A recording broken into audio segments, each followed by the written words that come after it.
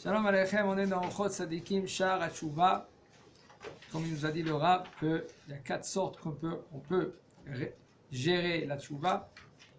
Maintenant, on est dans Tshuvat HaMishkal. Mishkal, ça veut dire la balance. Ketzad, comment? Le fait que le bonhomme, lui, il a tenu profit dans la Avera. Ainsi aussi, il va faire maintenant Tshuva, diminuer. Et quand il va faire Ta'anit, où il va moins manger, moins boire, ou dormir d'une façon, c'est-à-dire qu'il va avoir de la peine. Alors là, ça va faire la balance. Arrête, tu as tenu profit, tu as un plaisir. Maintenant, tu vas te faire souffrir. Je dis chaque fois, et je suis obligé de répéter, que quand un homme il fait tchouva, de nos jours, c'est pas comme avant. On répète les mots du Rav, mais ça suffit que tu penses à cela. Mais quand un homme il va faire tchouva, il ne va pas commencer à faire tchouva d'une façon, comme il dit le Rav, mot par mot. Parce que sinon, c'est sûr que lui, il va échouer. C'est sûr. De nos jours, tu veux peiner, comme tu veux faire tchouva, comme il dit le Rav, peine dans la Torah. Rajoute encore 5 minutes d'étude. Regrette. Tu veux peiner, tu es fatigué un peu, il faut savoir, tout ça c'est à gérer parce que le lendemain matin, il faut que tu te lèves à la tfila. Tu peines un peu, Belimoud. Tu n'as pas compris quelque chose, tu essaies de comprendre un peu mieux. Ouvre les livres. Écoute ton Rav à la lettre. Quand je parle d'un Rav qui est compétent. Pas aujourd'hui, Baruch Hashem, il y a beaucoup de rabbanim. Baruch Hashem, c'est magnifique. Mais assez les Rav, tu as un bon Rav, un Rav qui est compétent, que lui, comment on peut savoir qu'il est compétent? Que lui, son Rav, il a un Rav. Et le Rav, il a un Rav. Et son Rav, il a un Rav, jusqu'à mon cher Rabbeinu. Comme ça marche. Mais Baruch Hashem, il y en a aujourd'hui des rabbanim qui sortent comme des champignons. Des bons rabbanim aussi. Avant le main, il faut que tu suis la ligne. C'est très bien d'enseigner, c'est très bien d'ouvrir encore un endroit d'étude, de faire des endroits avec emmener un rave que lui qui peut enseigner, même chez soi à la maison. Emmener chez soi à la maison, la femme, tu lui dis, va faire un tour avec tes copines. Moi, Baruch Hashem, je fais un petit cours ici, et après, quand tous y sortent, tu vas revenir. Si c'est possible, c'est pas possible, on trouve un bête à Knesset. C'est pas possible, alors on trouve une petite chambre, un petit truc, un petit endroit. On emmène un rab et qui fait des shiurim. Oui, il faut publier la Torah en Israël. Parce que des fois, on ne peut pas savoir comment un homme qui est très loin, qui peut revenir à Kadosh Baruch Hu, à la source. Il dit le Rav, Tshuvat Akatuv Ketzad. Alors maintenant, une autre sorte de Tshuva, c'est Tshuvat Akatuv. Imbal Nida Veyeshlo Bazekaret. Si maintenant chez Mishmor il a été avec une femme, il faut savoir que cette femme-là, toute femme, même qui n'est pas mariée, une femme qui est mariée, c'est très grave. Une femme qui n'est pas mariée, tant qu'elle n'est pas été au mikvé, elle est Nida, et c'est très grave. La Nida, c'est très grave. Par exemple, il a transgressé une interdiction de la Torah, que lui, il doit recevoir des coups. Il faut qu'il reçoive sur lui d'avoir de la peine.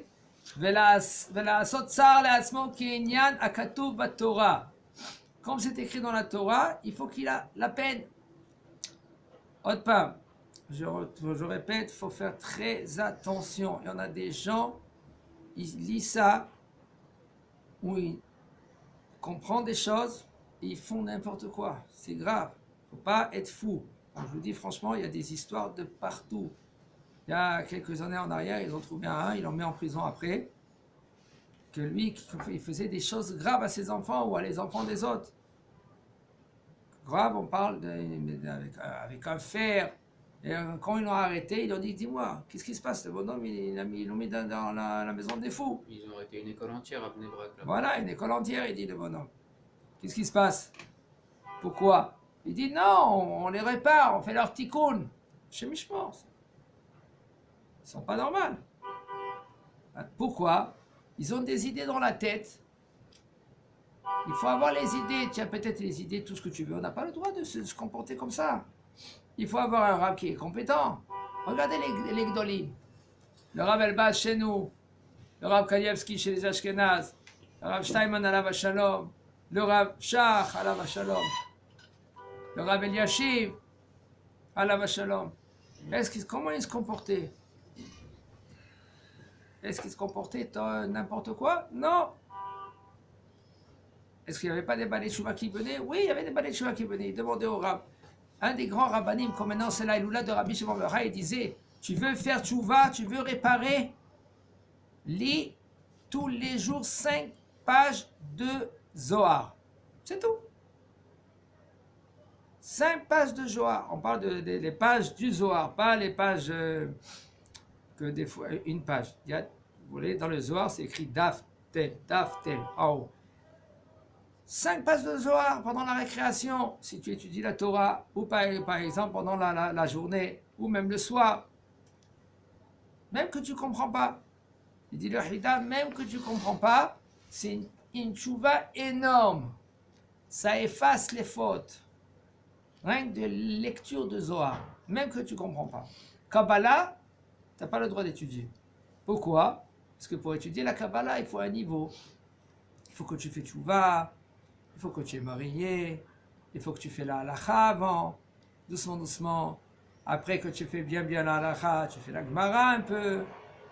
Quand après on te pose des questions, tu sais répondre. Aujourd'hui, maintenant les gens, ils étudient la Kabbalah, mais en appuyant dans l'internet, il y a Kabbalah, c'est n'importe quoi.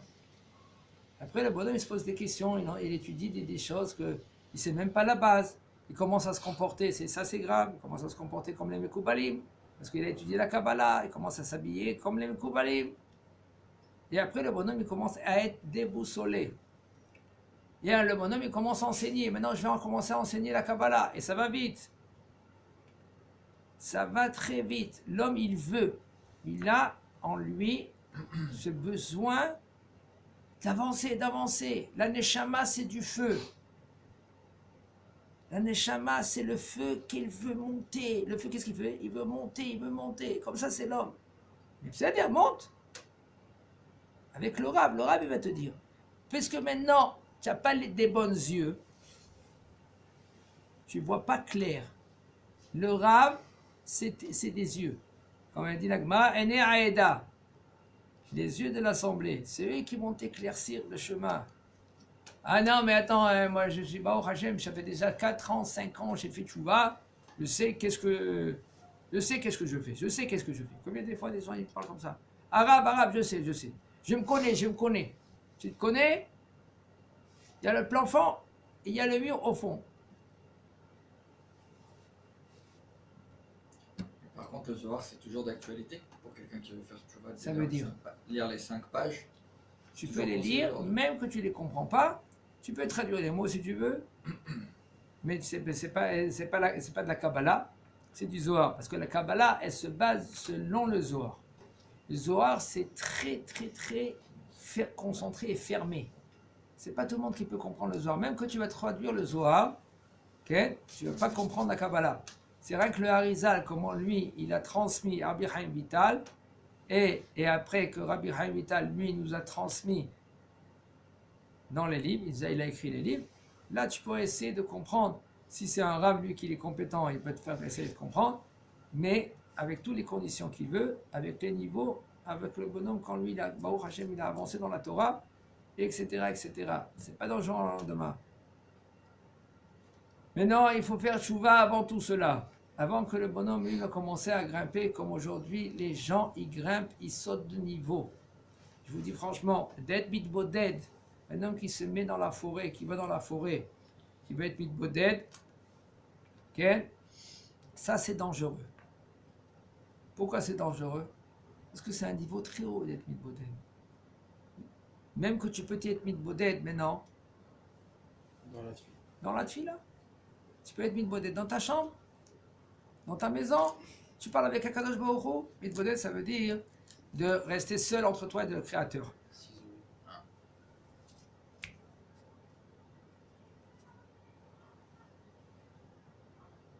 Ça, c'est faut pas. Ça, c'est pas bien. Pourquoi? Seulement si maintenant entre toi et dans la chambre, dans la maison, tu peux. Tu peux. Tu peux parler avec Akadosh Baruch Hu. Mais de commencer à monter, parce que Rabbeinu, il a dit, il faut comprendre qu'est-ce qu'il a dit. Il faut être compétent qu'est-ce qu'il a dit, même que tu sais lire l'hébreu. Rabbeinu, il a dit d'étudier la Torah. Tu es obligé d'étudier la Torah. Tu ne peux pas monter. Lui, il ne va pas contredire des livres de Kabbalah. Il ne va pas contredire maintenant le Ramchal, qu'est-ce qu'il dit? Il y a des niveaux à monter après que tu vas être mitbodet. Tu peux être mitbodet, tu peux te mettre dans ta chambre, dans ta maison, seul, entre toi et le Créateur. Tu parles à Kadosh Baruch Hu gentiment, avec respect. Tout ça, c'est à gérer. Il faut faire très attention comment on saute de niveau. On n'a pas le droit de sauter de niveau sans qu'on ait géré avec notre âme. À chaque fois, je dis ça parce que les gens, ça part vite. Avec l'envie qu'ils ont les gens, au Hachem, ils étudient un peu la Torah, ils font tchouva, ils veulent avancer.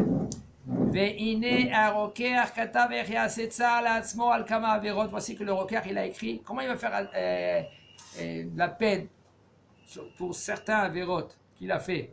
Ainsi aussi on a trouvé dans le Talmud. Qu'ils étaient habitués dans Ta'anit de faire des jeûnes, même s'il a fait une petite faute. Même si maintenant il a parlé sur une parole, comme il a dit, un chacham là-bas dans la Gemara, c'est écrit. Boshni midivrechem bet Shammai. J'ai honte de vous, de vos paroles, Bet Shammai. Comme ça, il a dit dans la Gemara comme ça. Regardez qu'est-ce qu'il a dit lui. Il a dit, j'ai honte de vous, de vos paroles, Bet Shammai. Seulement il a dit cela, il a regretté, et il a fait des ta'aniyot, des jeûnes, jusque sa face elle est devenue noire, des jeûnes. Ainsi aussi que Rav Hizda il a dit à Rav Huna, Talmid verabot tzarich lo, ma'u sheyamod lefanav. Si maintenant il y a un élève, il y a un Rav, et voici que le Rav, il a besoin de son élève. Est-ce que maintenant son élève quand même il va se lever devant son Rav? Amar lo Rav Huna la Rav Hizda lo tzarich analach. J'ai pas besoin de toi. C'est-à-dire que l'élève, il vient vers son Rav, il lui dit ça. Et son Rav, il a dit, j'ai pas besoin de toi. Et les deux, qu'est-ce qu'ils ont fait? Comment ils se sont parlé un de l'autre? Un, il a dit, dis-moi, tu as besoin de moi, Nachot, entre parenthèses, il dit comme ça. Tu as besoin de moi, alors maintenant, est-ce que je dois me lever vers toi? Mais il n'a pas parlé comme ça. Il a parlé avec une allusion, il a dit une phrase. Dis-moi, est-ce que, selon Halacha, quand même, si maintenant le Rav, il a besoin de son élève, est-ce que son élève, il doit se lever? Qu'est-ce qu'il a répondu le Rav? J'ai pas besoin de toi. L'autre serait dans l'art. Pas besoin.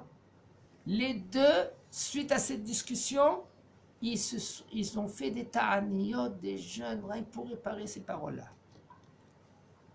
Voici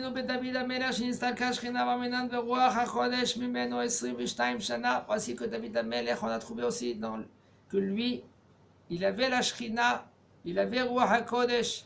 Pendant 22 ans, elle est partie.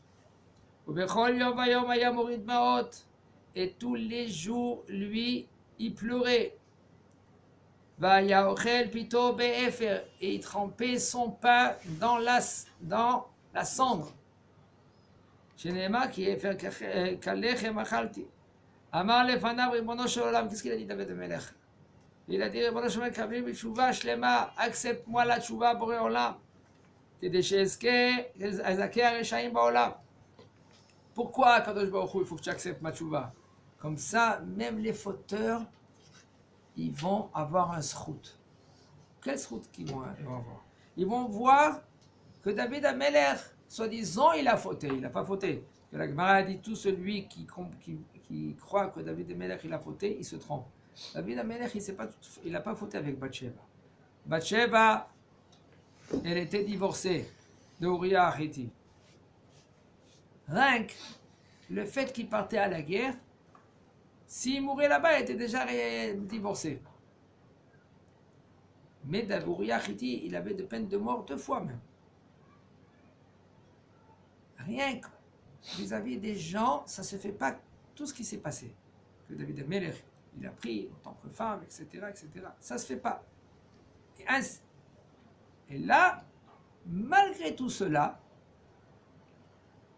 vient Nathan Hanavi et il dit à David Ameler, tu sais, il fait un parabole, toute une histoire. Regarde qu'est-ce qui s'est passé.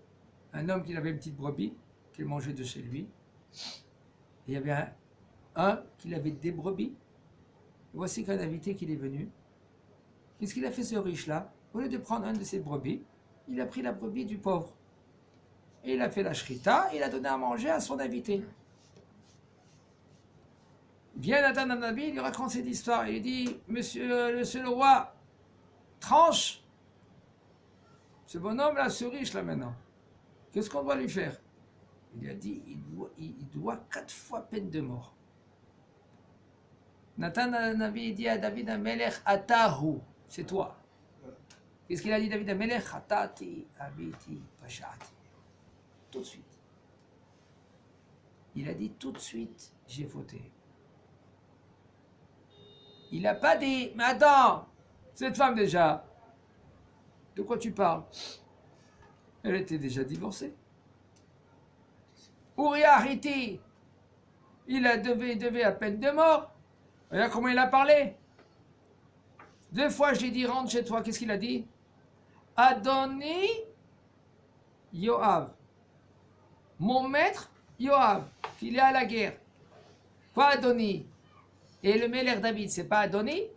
Comment tu dis Adoni, le général, et David Ameler, c'est pas Adoni? Ça s'appelle Mored Bemalchut. Mored Bemalchut, Chayav Mita. David Ameler, il n'y a pas d'excuse. Automatiquement, il a entendu qu'est-ce qu'il a dit Nathan Hanavi. Il a dit Hatati, Aviti, Pashati. Reconnais. Sheneemar à la Meda, Poshim Darkecha, David Ameler, il a dit quoi? Il a dit à Kodesh Baruch Hu, accepte ma chouva comme ça, je vais apprendre à un homme qu'il est particulier, pas avec un groupe, un particulier comment faire chouva. Comme c'est écrit à la Meda, Poshim Darkecha. Kol Adam Ilmad Mi David Binyan Chouva, chacun, il doit apprendre selon David, comme David Amelech. Qu'est-ce que ça veut dire la chouva? Comment faire chouva? Adam Arishon. Adam Arishon, vous savez qu'après qu'il a mangé du fruit interdit, il a cru qu'il était mort déjà. Il devait mourir. Comment? La tombée de la nuit. Il y a eu la tombée de la nuit. Kevan Shera'a Sheniknesa Mita Yado Yashav Me'av Shloshim. Après que lui, maintenant, il y avait Caïn, il est venu vers lui. Il a dit, dis-moi, tu as mangé du fruit interdit. Fais tchouva. Il a dit quoi? Qu'est-ce que c'est tchouva? Il dit voilà, Caïn, il a tué Hevel. Et il a dit à Kadosh Baruch Hu, Caïn, Gadol Avoni Minso. Je ne peux pas supporter maintenant. Qu'est-ce que tu as décrété à Kadosh Baruch Hu? Kadosh Baruch Hu, il a décrété que Caïn, il doit Navanad. Il n'y aura pas de barbinan de repos. Et là, Kadosh Baruch Hu, il a dit, alors Caïn, il a dit à Kadosh Baruch Hu, Gadol Avoni Minso, c'est trop fort pour moi. Alors Kadosh Baruch Hu, il a dit, d'accord, je diminue moitié. Il est venu vers Adam Arishon Caïn. Il a dit, toi aussi fais tchouva. Il y avait le Shabbat, qu'il est venu vers Akadosh Baruch Hu. Akadosh Baruch Hu. Adam Arishon, il fait tchouva. Accepte sa tchouva. Le Baruch Hu, il ne voulait pas accepter. Alors le Shabbat, il y a dit à Akadosh Baruch Hu, alors qui c'est qui va préserver le Shabbat? Personne. Qu'est-ce qu'il a fait? Adam Arishon, il a demandé pardon à Kadosh Baruch Hu. Kadosh Baruch Hu, il a accepté son pardon. Et suite à cela, Adam Arishon, il a écrit Mizmor Shir le Yom HaShabbat Tov Leodot la Hashem. Remercie à Kadosh Baruch Hu à cause du Shabbat. Grâce au Shabbat, qu'il a donné, il a parlé pour Adam Arishon, Kadosh Baruch Hu, il a accepté son Shabbat. Qui c'est qui a écrit Mizmor Shir Liyom Shabbat? C'est Adam Arishon. C'est pas David de le David Amelech, lui, il a écrit des psaumes. Mais il y a beaucoup de psaumes que c'est Yaakov Avinu, que c'est Adam Arishon, c'est aussi les enfants de Korah. Les enfants de Korah, ils ont des Korach Mizmor. les Korah Mizmor. C'est- Ça, c'est les enfants de Korah, ils sont restés vivants. Comme dit la Gemara. Hazak Baruch.